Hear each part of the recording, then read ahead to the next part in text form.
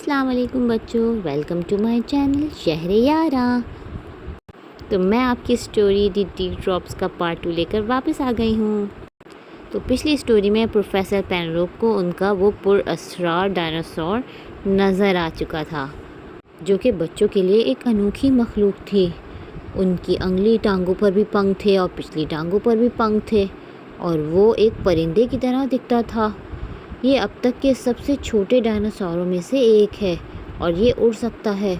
इसे micro repeater भी कहा जाता है, और ये वाकई बहुत गैर मामूली है क्योंकि इसके परों के 2 सेट होते हैं।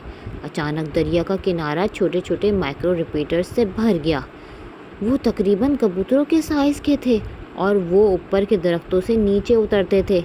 हाँ, चांदनी इनके नीले स्याह परों पर चमक रही थी। देखो, प्रोफेसर पाबलू ने बहुत सारे नोट बनाते हुए कहा, इनके चमकदार पंख हैं, बिल्कुल मोर और गनगनाते वाले परिंदों की तरह। वो बहुत प्यारे हैं, ट्यूलिप ने सरगोशी की, और वो बहुत होशियार लगते हैं, प्रोफेसर पेनरोप ने कहा। आपको उड़ने के लिए होशियार होना पड़ेगा। माइक्रो रिपीटर्स भूखे थे और उन्होंने बड़े बड़े कदमों में छुपे हुए तमाम छोटे छोटे कीड़ों को खा लिया, और फिर वो दरिया में उतर गए और उन्होंने छोटी छोटी मछलियों को पकड़ा और छोटे माकबल तारीखी ममालिया जो कीचड़ में घूम रहे थे। तभी उन्होंने जंगल से एक बहुत बड़ा शोर सुना। एक बुलंद आवाज़ के बाद, रुक जाएं, रुक जाएं। तमाम छोटे माइक्रो रिपीटर्स वापस अपने दरख्तों पर उड़ गए। रुक जाएं, स्टॉम्प। क्या आपको लगता है कि ये एशिया टोरस है? टेट ने पूछा।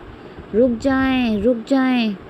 जो भी हो, इसके पाँव यकीनी तौर पर बड़े हैं, प्रोफेसर पेनरोप ने कहा। रुक जाएं, रुक जाएं। आइए ये जानने के लिए कि इधर इधर ना रहें, प्रोफेसर पाबलू ने कहा, और ट्री टॉप का ख़ानदान घर तक भागता रहा। जब वो अंदर दाखिल हुए तो उन्होंने सोने से पहले एक प्याला गर्म चॉकलेट खाई और छोटे माइक्रो रिपीटर्स के बारे में जोश व खरोश से बात की। प्रोफेसर्स बहुत खुश थे क्योंकि उन्हें इनके बारे में बहुत से दिलचस्प हक़ाइक़ मालूम हुए थे, जैसे कि इनके चमकदार पंख थे। मुझे ये मालूम था, प्रोफेसर पेनरोप ने कहा, और वो कीड़े मकोड़े और जानवर और मछलियाँ खाते थे, प्रोफेसर पाबलू ने कहा।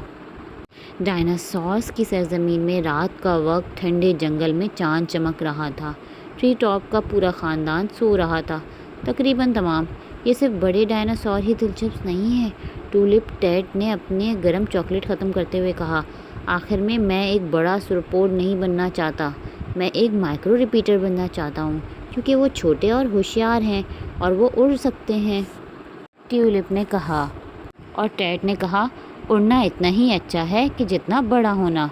और इसी के साथ वो दोनों भी सो गए। लो जी, कहानी तो यहाँ एंड हो चुकी है, लेकिन मैं आपको एक बहुत ही दिलचस्प और हकीकत बताना चाहती हूँ डायनासोर्स के बारे में, और वो ये है कि तमाम डायनासोर्स बड़े नहीं होते, कुछ माइक्रो रिपीटर्स भी होते हैं। उनके लंबे लंबे पंख चमकदार होते हैं, जैसे कि हिमिंग बर्ड या मोर के पंख। वो मछलियाँ खाते हैं और छोटे कीड़े मकोड़े भी खाते हैं, यहाँ तक कि परिंदों को भी खा जाते हैं। वो सबसे छोटे डायनासोर में से एक थे, तकरीबन एक कबूतर के साइज़ के। तो बच्चों, आज तो हमें ये पता लग चुका है कि डायनासोर बहुत ही जायंट एनिमल नहीं हैं, वो छोटे छोटे भी हैं, जायंट भी होते हैं और छोटे छोटे भी होते हैं। तो आपको ये मेरी स्टोरी कैसी लगी? तो मेरे चैनल को लाइक कीजिए, शेयर कीजिए और सब्सक्राइब कीजिए। Tata, bye bye.